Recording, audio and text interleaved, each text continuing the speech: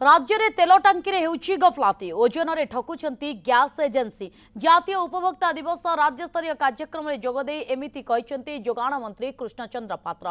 मंत्री कहिसंती राज्य में 371 टांकी कम तेल आसुछि। 5 लिटर तेल नेले 30 रु 40 ग्राम कम आसुछि। सेहि भली गैस रे भी ठकेई होउछि। तेल टांकी और गैस एजेंसी गुड़िकरे चेक करिबा पई पड़िबो। सेहिपरि 14 केजी 19 केजी गैस रे ओजन रे ठकेई होउछि। सेतिपाई जिला एवं राज्य स्तर में कंज्यूमर कोर्ट को सशक्त करा। अतीत व्यवस्था खराब हो जाइए। जोगाण ऑफिस रे स्टाफ नाहांती। केउठी जड़े लेखाएं कर्मचारी रही। गत 24 वर्ष में व्यवस्था खराब हो जाइए। आमको सजाड़ा पड़ो। मुख्यमंत्री यहाँ गुरुतर सह नहीं बोली मंत्री कहते।